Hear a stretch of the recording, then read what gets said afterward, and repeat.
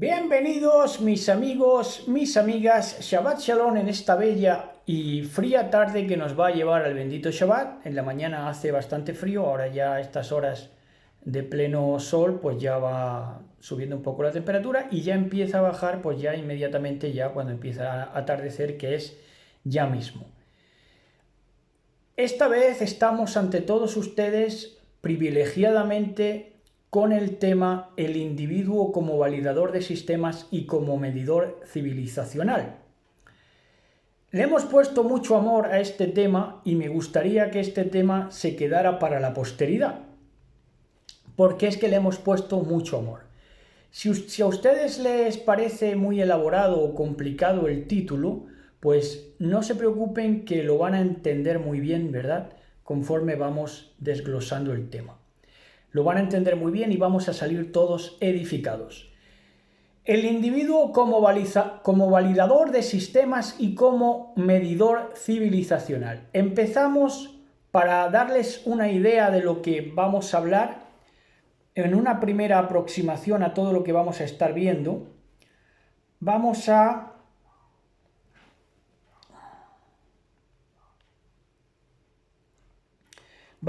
estar con Primera de Pedro 3:6. ¿Qué dice? Dice,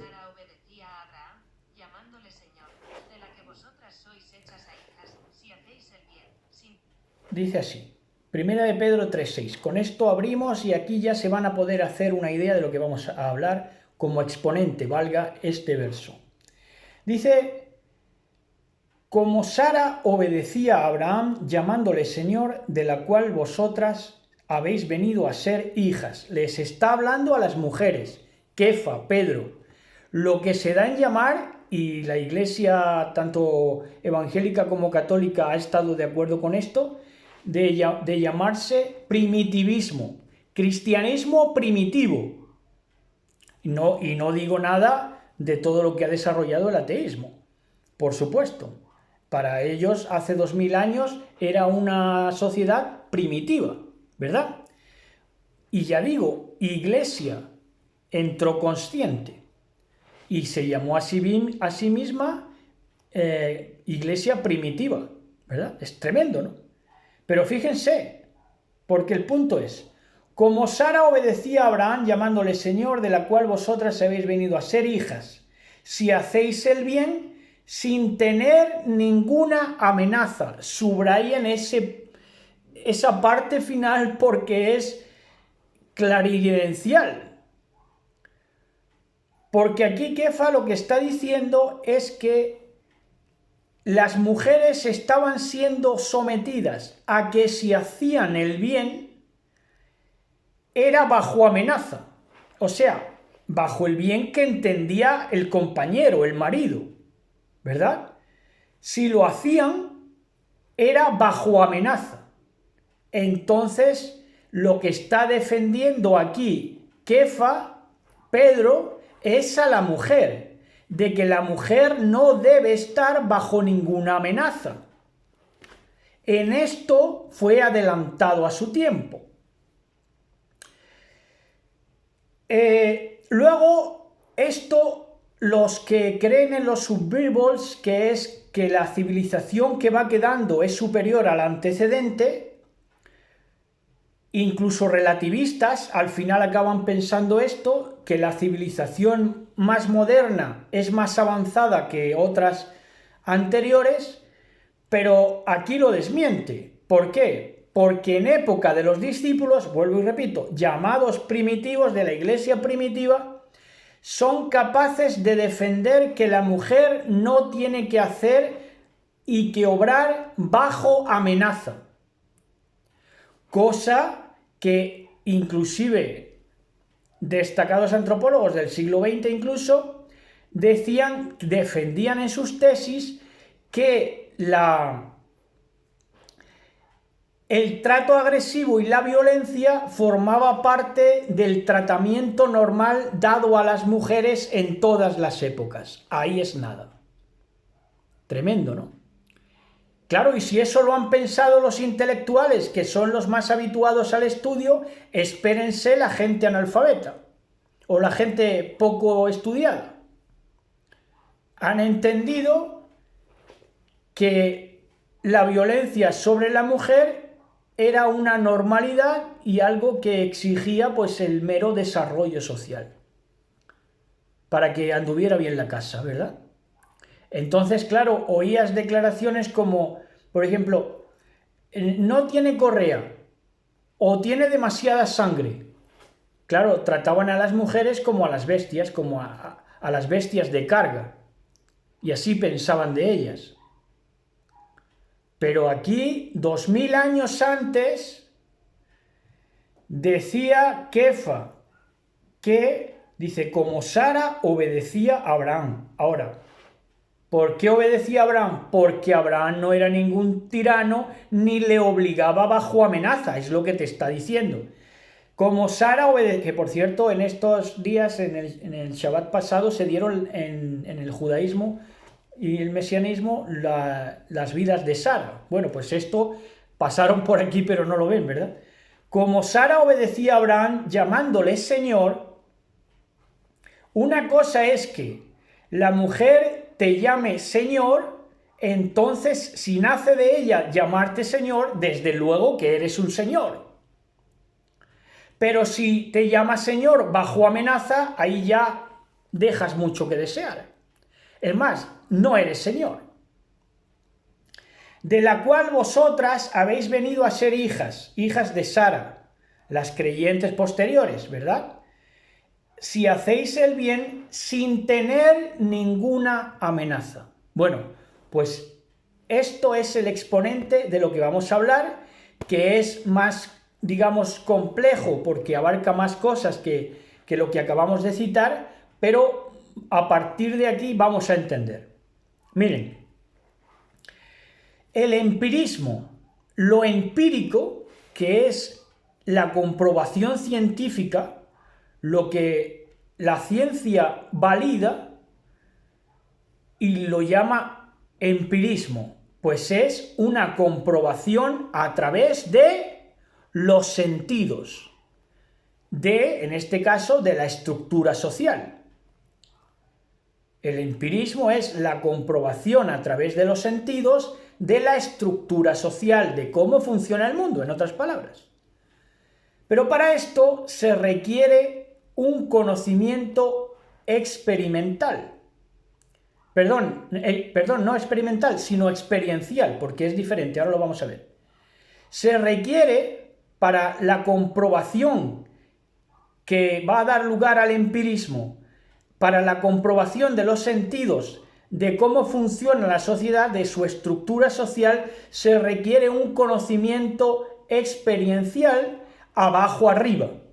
¿Qué quiere decir esto? Que tengo que estar abajo y tengo que estar arriba, o debí estar abajo y debí estar arriba para comprender toda la estructura social. Porque si estoy abajo solo comprendo o asimilo la infraestructura. Y si estoy arriba solo comprendo la estructura, pero no sé de la infraestructura. Entonces se requiere un conocimiento experiencial, basado en la experiencia para captar a través de los sentidos, que es lo empírico, otra cosa no hay. Solo se puede inventar lo que quiera la ciencia, pero otra cosa no hay. ¿Esto a fin de qué? A fin de ser una descripción validable. Cuando he estado abajo y he estado arriba, valido o invalido a través de mi propia comprobación por mis sentidos. Eso es lo empírico, eso es el empirismo. El ejemplo de eso, de ese conocimiento experiencial abajo arriba, que se plasmaba como una descripción, dícese etnografía, validable, el ejemplo más claro lo tenemos en Moisés. Que Moisés, en cómo fue reconocido Moisés y en las obras de Moisés. porque verán, Hebreos 11, 25, 26. Aquí dice, ya, pues como miles de años después, ¿verdad? Unos 3.000, 3.500, 4.000 años. Que aquí es cuando refiere el escritor de Hebreos. Dice, hablando de Moisés, dice, escogiendo antes ser maltratado con el pueblo de Elohim que gozar de los deleites temporales del pecado, teniendo por mayores riquezas el vituperio del Mashiach que los tesoros de los egipcios, porque tenía puesta la mirada en el galardón. ¿Qué quiere decir esto? Que estuvo en el estrato alto de Egipto y estuvo en el estrato bajo, que era la sociedad esclavizada de ese tiempo, que era Israel en Egipto. Entonces, ¿qué podía hacer Moisés? Hablar con conocimiento de causa. Entonces, por supuesto, estamos ante un antropólogo, el mejor de la historia. Porque lo validó estando abajo y estando arriba. Utilizó un método experiencial de conocimiento a través de los sentidos para ver cómo funcionaba la estructura social. Ahora, en este tiempo ha derivado en que los que han querido relatar cómo funciona una estructura social han echado mano de la teoría experimental. La teoría siempre es algo experimental, no es experiencial, si no ya no sería teoría, sería práctica, realización.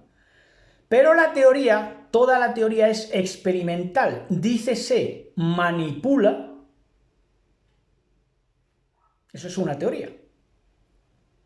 Es experimental, manipula de por sí. Eso es lo que es una teoría. ¿Por qué? Porque es experimental, no experiencial. No se guía a través de los sentidos, sino que elucubra. Entonces, la teoría es experimental, por ende, manipuladora. Ahora, lo que hace Moisés es una descripción que no puede ser discutida. ¿Por qué? Porque a los hechos se remite. Sí, de claro. Y entonces Moisés lo que da es el hecho para que no tenga discusión. Entonces, de esta manera lo expresa. Dice, por ejemplo, a la hora de lo que había en la estructura social de su tiempo. Dice así. Levítico 18, 21. Dice, y no des hijo tuyo, etnografica Moisés, dice, y no des hijo tuyo para ofrecerlo por fuego a Moloc, no contamines el nombre de tu Elohim, yo Yahweh. Entonces te está relatando, graficando, que lo que hacían los cananeos era que daban su hijo a Moloc. Esto es, que lo ofrecían en sacrificio por fuego.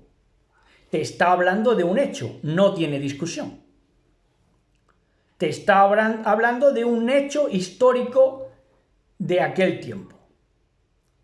Por tanto, no tiene discusión.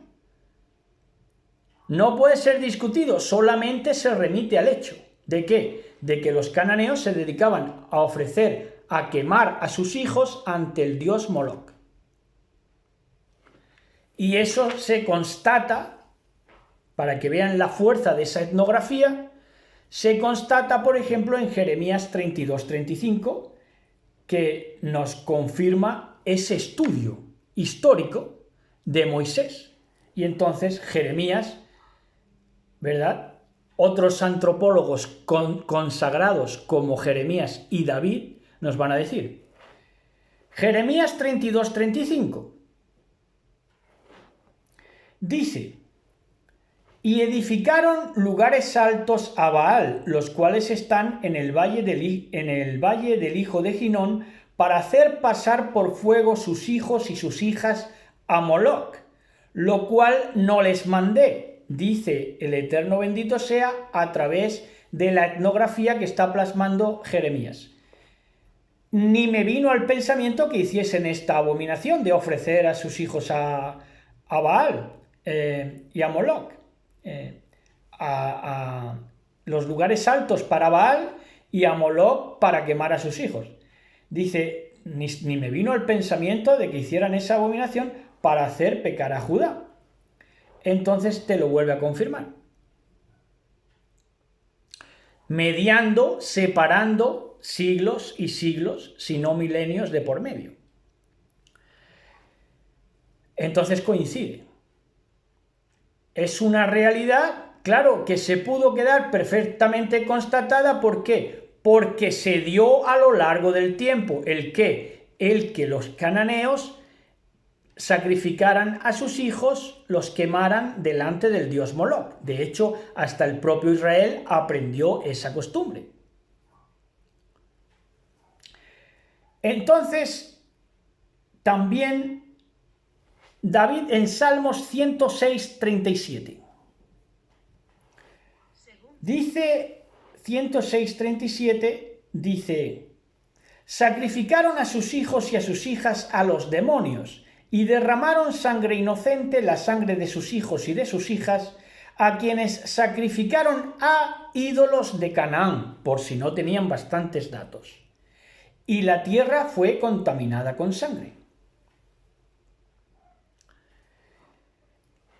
Entonces, la desigualdad faraónica y su injusticia no fueron opiniones. Hoy en día cualquiera opina, hay opinólogos por todas partes, gente que dice dos palabras rimbombantes y ya se cree que puede opinar de todo, pero la desigualdad faraónica y su injusticia no fueron opiniones, puesto que se manifestó en forma de ¿qué? De acta burocrática, por lo cual no estamos hablando de opiniones, estamos hablando de hechos que se constataron en actas burocráticas. ¿Podemos ver alguna de estas actas burocráticas? Pues fíjense que sí. Fíjense que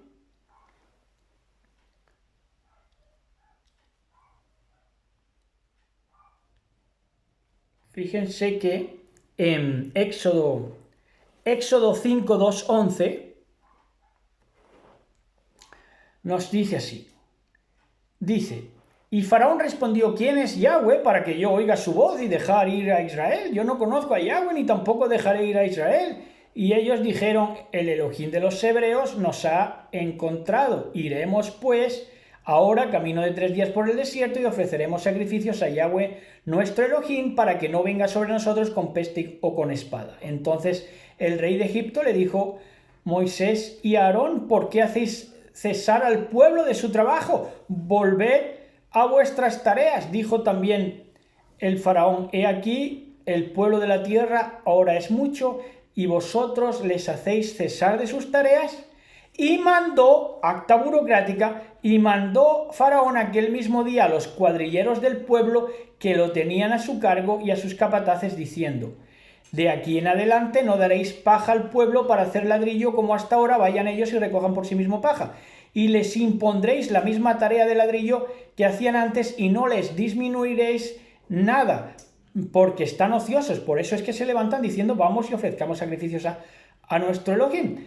Agrávese la servidumbre sobre ellos para que se ocupen en ella y no atiendan a palabras mentirosas.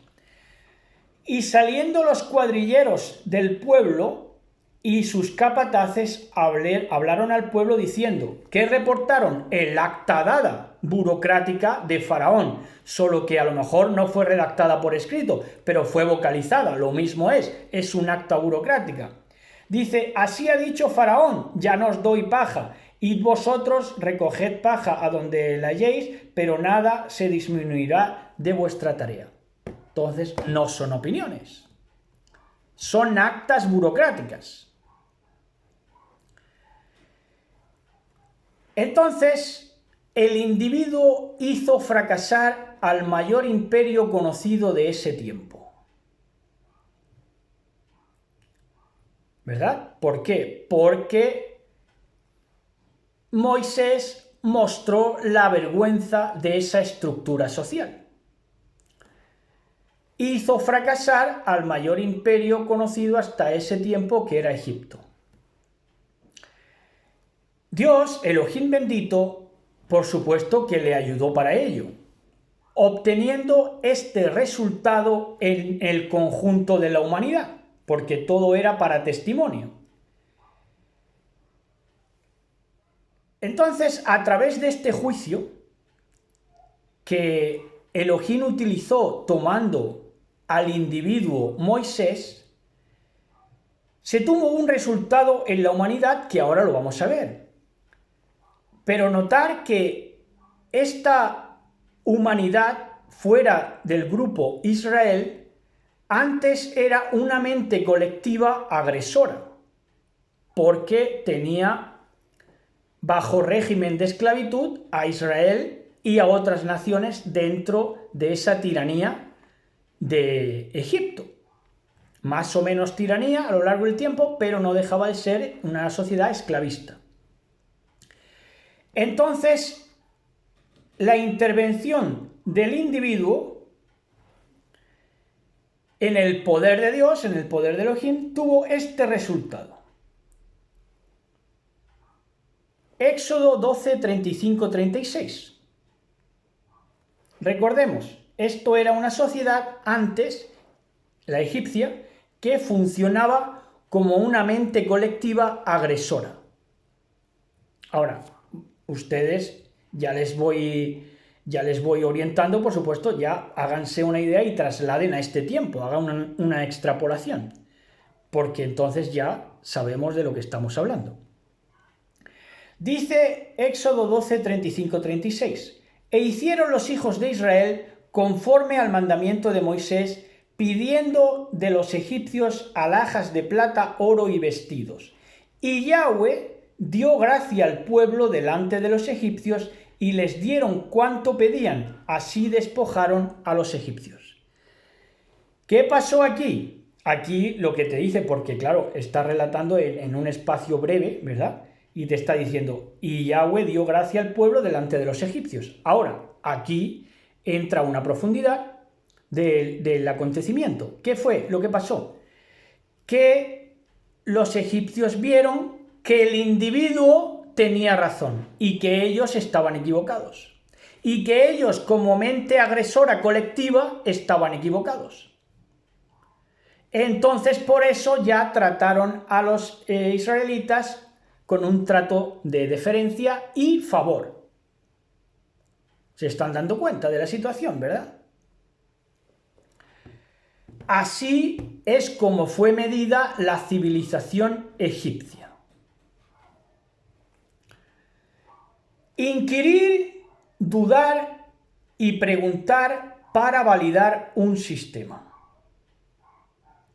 Y ahora el ateísmo me puede decir, con todo y que el ateísmo es lo más idólatra que hay, ya ha quedado demostrado. Pero bueno, entremos en la discusión. Nos tachan a los creyentes de que no seguimos el método cartesiano de la duda para encontrar la respuesta. Pero resulta que todos estos verbos que les he dicho no son ajenos a lo que ha sido siempre un creyente: inquirir, dudar y preguntar. ¿Para qué? A fin de validar un sistema o desmentirlo, como hizo Moisés con el imperio egipcio. Entonces nos encontramos testigos en las Escrituras. Por ejemplo, Salmos 27:4.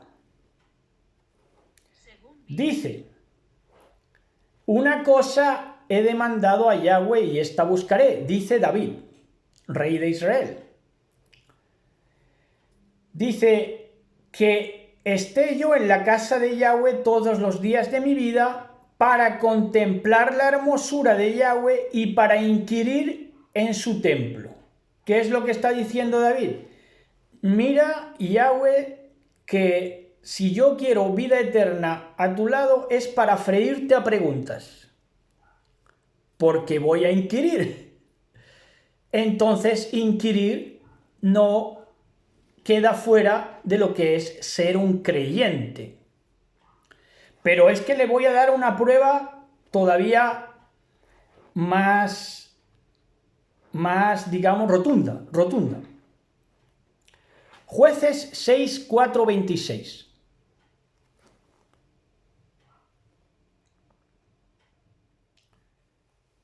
Dice así,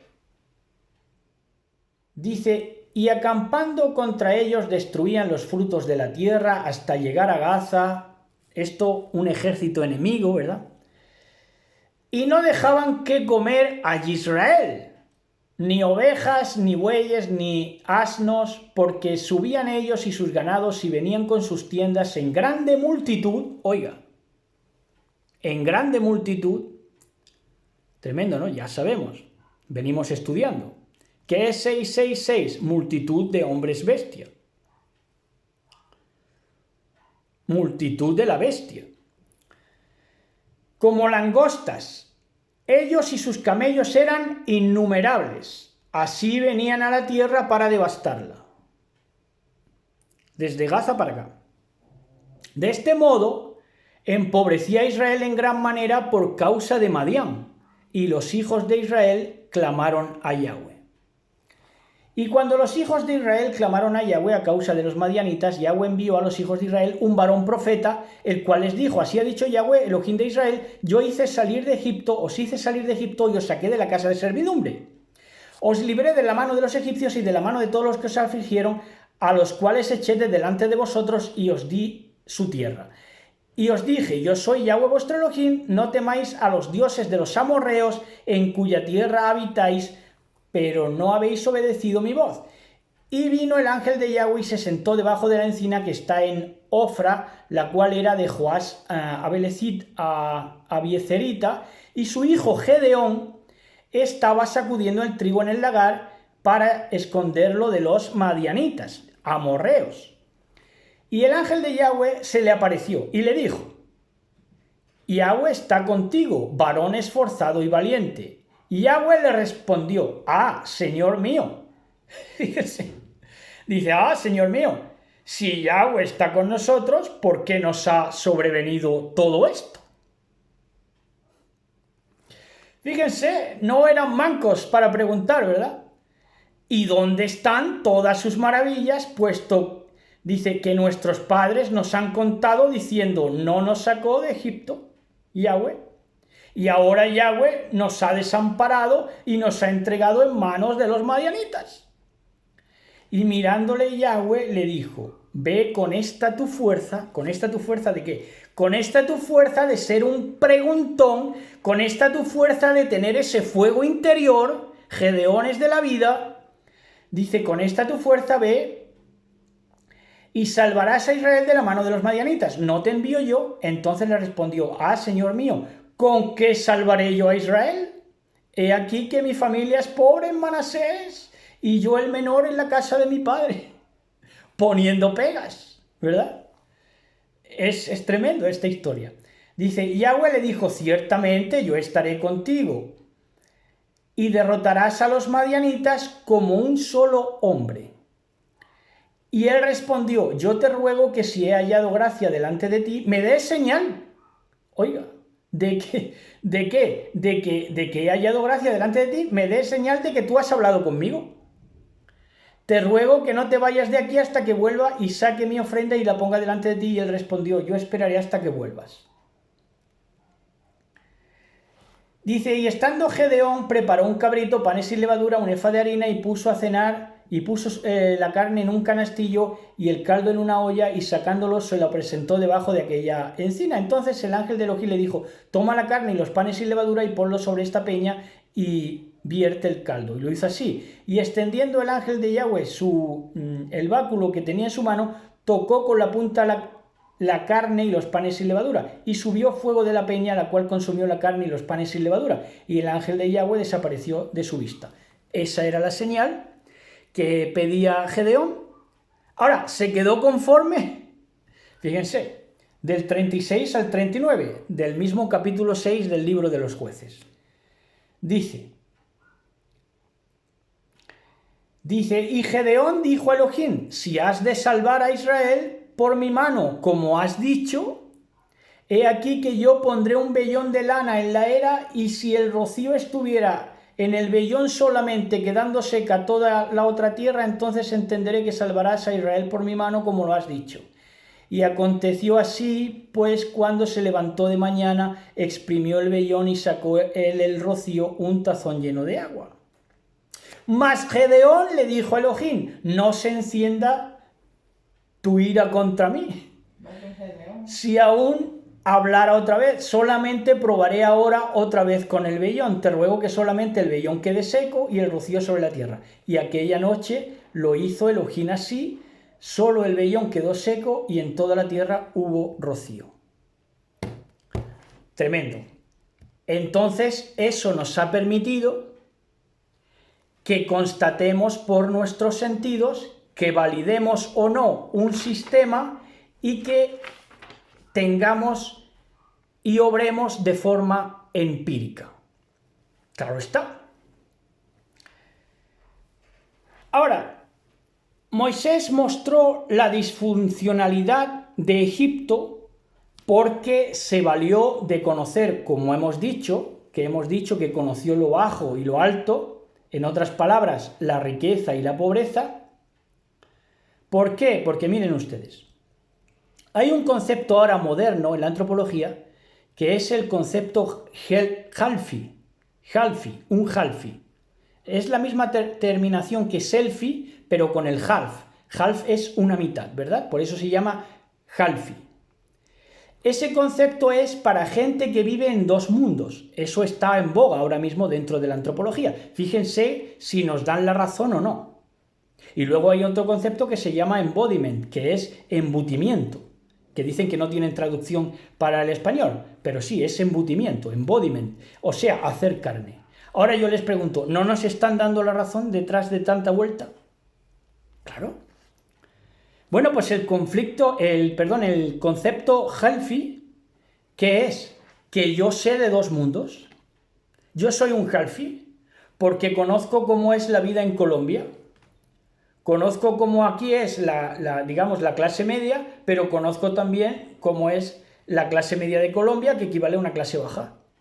Mi esposa puede hablar porque ha conocido a Colombia, porque ha conocido allí pues esa clase, su clase media, digamos, y la puede comparar con la clase media de aquí, de Europa. Es otra Halfi. El mundo está lleno de Halfi. ¿Por qué? Porque hay muchos matrimonios interraciales ya. Ya mucha gente es Halfi, ¿verdad? ¿Por qué? Porque ha estado en los dos mundos. Entonces, ¿cómo puede hablar? Con conocimiento de causa. La mejor etnografía. Bueno, asimismo, como hemos dicho que Moisés se valió de conocer riqueza, pobreza para mostrar la disfuncionalidad de Egipto, pues Job mostró la funcionalidad del sistema Elohim en su fábula, porque recorrió también los extremos penuria, felicidad. Por supuesto, Job es una fábula, pero es del mismo autor, Moisés, porque se vale de su misma experiencialidad, de conocer penuria y felicidad. Por eso es que se concluye Job 14:1-6. Job 14:1-6. Job 14:1-6.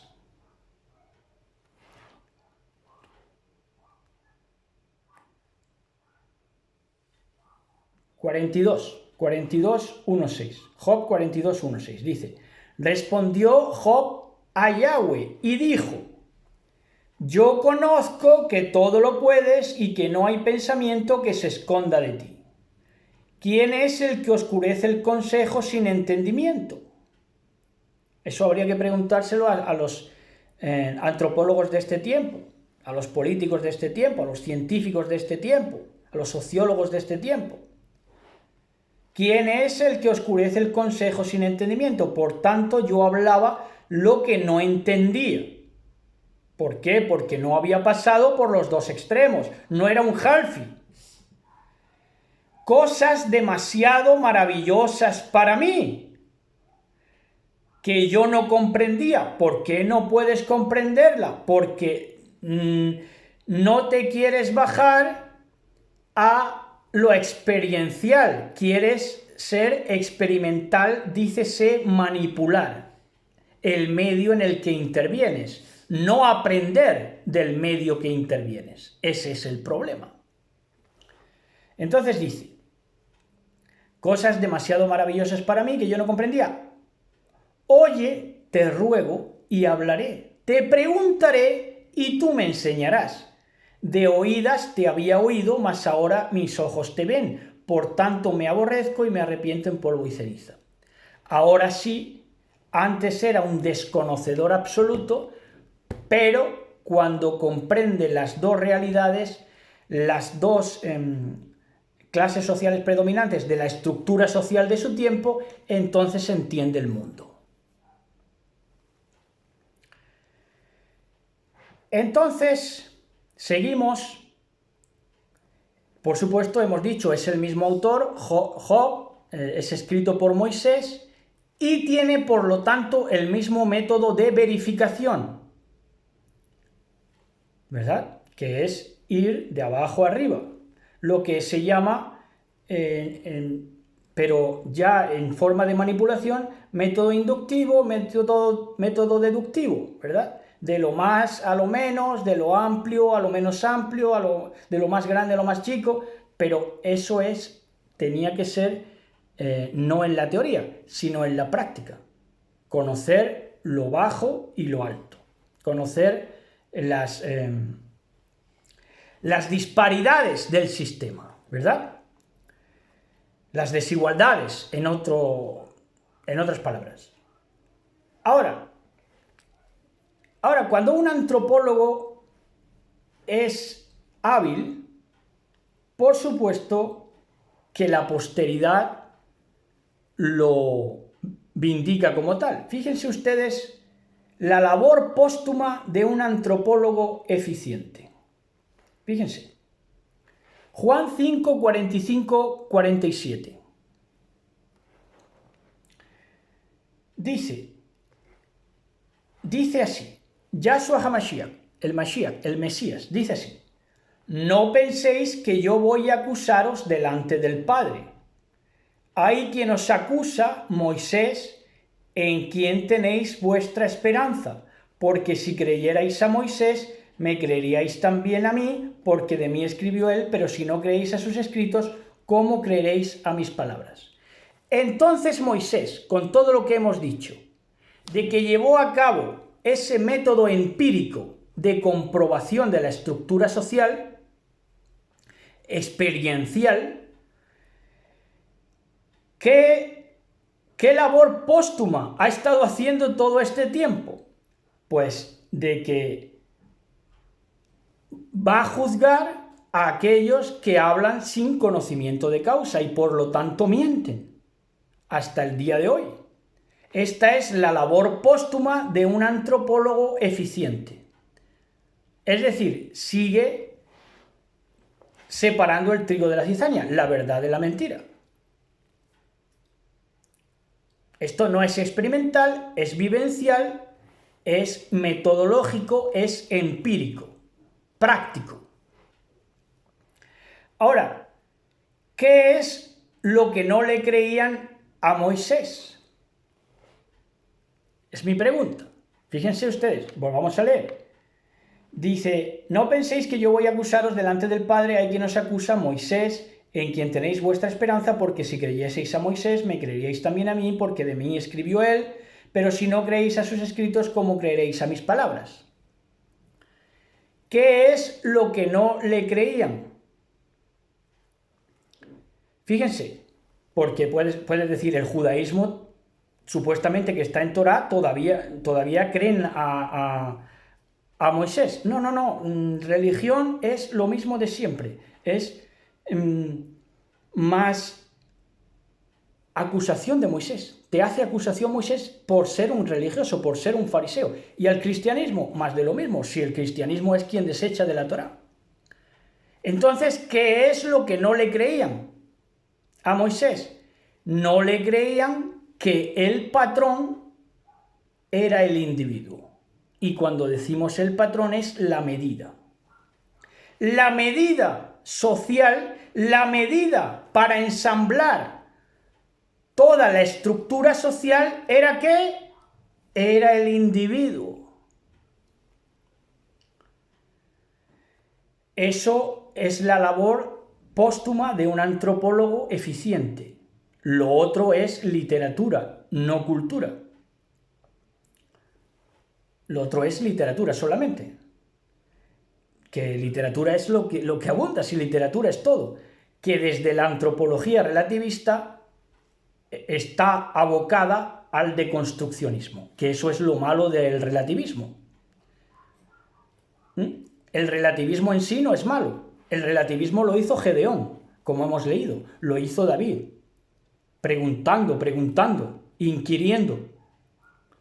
Pero no estaban abocados al deconstruccionismo, eran imparciales. Pero esa clase de antropología se da cuando un antropólogo es eficiente. Entonces, lo que no le creían a Moisés es que el patrón era el individuo, ni al día de hoy. Todo lo que ha desarrollado esa estructura social no comprende, es incapaz de verificar que el patrón es el individuo. Ahora, vamos al mundo moderno. Vamos a darnos una vueltecita. En el mundo moderno, patronales, derechos del trabajador, individuo gana. Inserción de la mujer al mundo laboral, individuo gana. Al mundo laboral y al mundo social, por medio de que se le permite votar desde el siglo XX en adelante. Entonces, ¿qué es? El individuo gana. Derechos humanos, individuo gana, frente a deconstruccionistas de ese tiempo de los derechos humanos, 1948, que argumentaban la inviabilidad universalista de los derechos humanos, arguyendo diversidad cultural inabarcable, es decir, que todas las culturas no habían estado de acuerdo en la redacción de los derechos humanos, y omitiendo la voz y el voto, por ejemplo, de los muertos. Lo mismo que había culturas que no habían estado de acuerdo con la Declaración de los Derechos Humanos, tampoco los que habían muerto se declararon ni a favor ni en contra. Entonces, pues, esto demostraba que las hordas deconstruccionistas no eran más respetuosos con el pasado, con el futuro y con las culturas, sino que solamente eran más astutos para el mismo retruécano de siempre, que es, como ya he dicho, el arguir eso de que supuestamente a favor de la diversidad cultural, ¿verdad? Entonces, el individuo gana.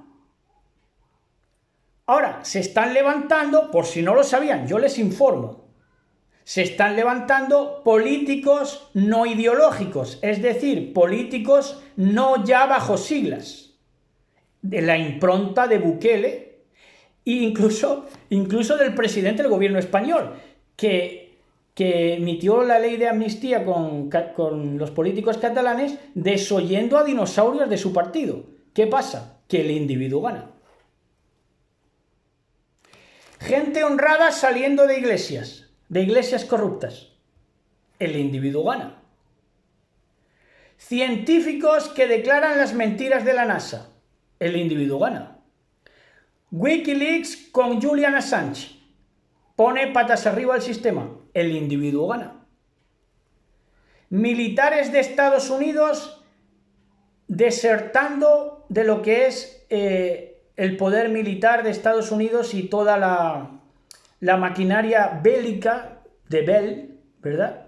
Y profundamente despótica, ¿verdad? Están desertando de eso y están hablando en contra de lo que es pues su misma patria. ¿Pero por qué? Porque su patria los traiciona una vez tras otra. ¿Hasta qué? Hasta que han despertado. Jimmy Bliff, en África, un muchacho que se dedicó a excavar pozos en África, en un montón de países de África, llevándoles agua, que eso era lo que había que hacer, porque claro, la industrialización, mucha industrialización, pero a África no había llegado todavía. Por eso eran pobres, por si no lo sabían. Eso por si no lo sabían. Bueno, pues ahora resulta que están denunciándolo porque deja en mal lugar al gobierno keniata o de donde sea. Y a la ONU, por ende. ¿Verdad? Las músicas, en este caso cantantes, por ejemplo, ¿no? Denunciando el trato MK Ultra. No solamente de programación mental, sino que las discográficas las drogan, las exhiben y les sacan hasta la última gota de sudor, ¿verdad? Y cuando no son las mismas familias, que las explotan, pero están saliendo de ahí. El individuo gana. Abandono de símbolos nacionalistas. Apertura mundial al trabajo honrado, venga de donde venga, de la nación que venga. Médicos saliendo a la medicina alternativa. El individuo gana.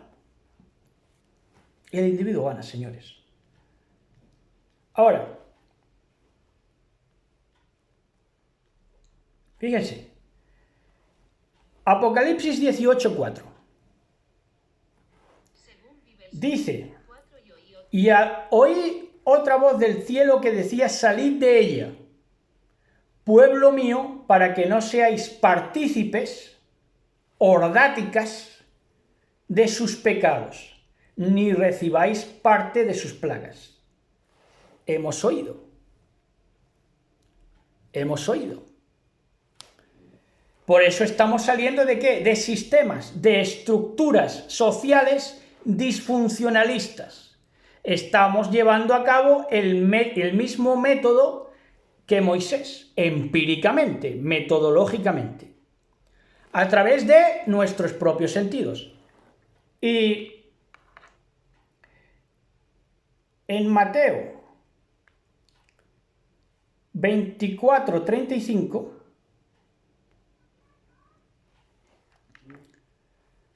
nos dice así, en el verso 35, dice, el cielo y la tierra pasarán, pero mis palabras no pasarán. ¿Qué está diciendo el Mashiach? Que el sistema, cuando dice cielo y tierra, el sistema pasará, pero yo, el individuo, el ser humano, mis palabras no pasarán. Qué potencia más tremenda, más terrible. Ahora, cuando la medusa se hace visible, esto ya, para los que ya estén apercibidos, cuando la medusa se hace visible, y para los que quieran una referencia extrabíblica, pues aquí les va. Cuando la medusa se hace visible, llega el tajo de Jasón. ¿Cuándo aconteció esto? Edicto mundial, burocracia. Esto también fue un acta burocrática, como hemos mencionado que sucedió en Egipto. Edicto mundial, burocracia, sistema expuesto. ¿Por medio de qué? De medidas sanitarias. Desde 2019 a este año. Vamos, más bien hasta el 2022. Que por cierto, los cristianos pueden aducir, mira, es que nos tapamos el rostro porque de tanta gloria es como Moisés, ¿no? Que encandilamos. Entonces es por no cegar a los conejos con las luces de cruce, ¿verdad? Y también otro absurdo, ¿verdad? Para reírnos un poco. Que ahora resulta que lo que se gastó, por ejemplo, China en biometría social, en biometría facial, perdón, ¿dónde queda? Porque luego si se pusieron para taparse el rostro, ¿ya de qué sirvieron esas medidas de biometría? Entonces, aquí ya se les vio.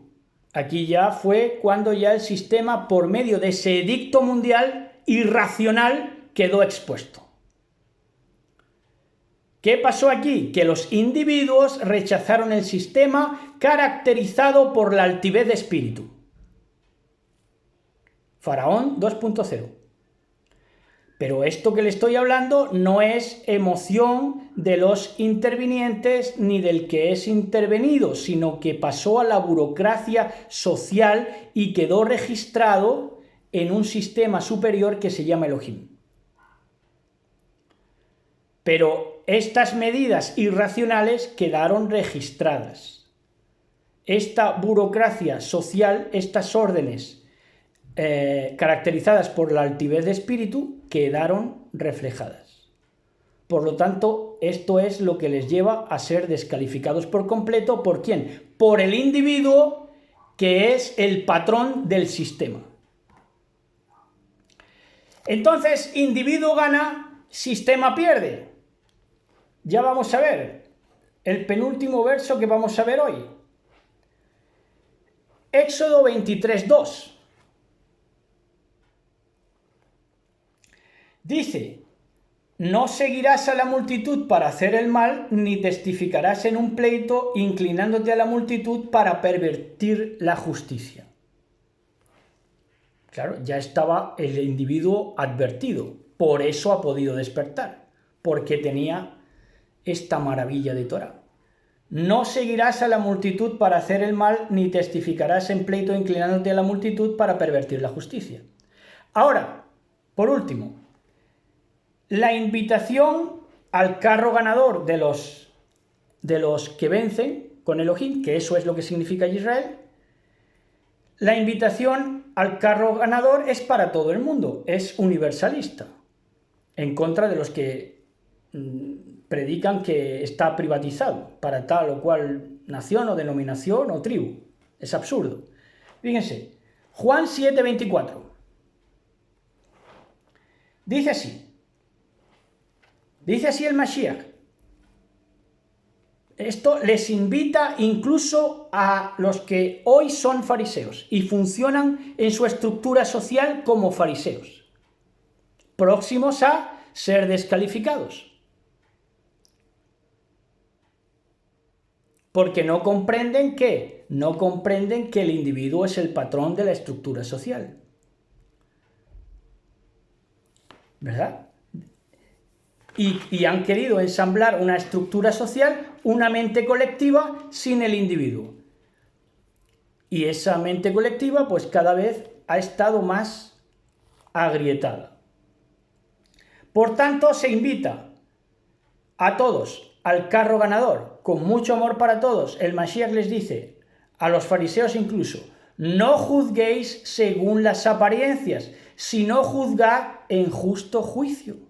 Juzgad con justo juicio, lo que es lo mismo, juzgad a través de vuestros propios sentidos, de una manera empírica, cuando seáis capaces de ser halfis, de estar comprendiendo ambos mundos, ¿verdad?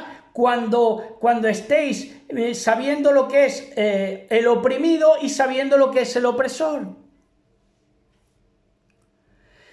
Shabbat Shalom, bellísima amada del Mashiach, que tengas un bendecido Shabbat, la Shalom sea contigo, la paz sea contigo en todo lo que haces, en todo lo que emprendes, la bendición, la abundancia, en todos los sentidos sea contigo. Yo me voy a regar ahora con un vinito que me compró mi esposa, porque yo calculé mal y vi que el día 25 todavía estaba ahí, entre una cosa y otra, y me la compró ella, ¿verdad? Dice que me alcahuetea, pero yo sé que es que me ama mucho. Y entonces, pues, Shabbat Shalom, amada del Mashiach, besos y abrazos. ¡Gracias!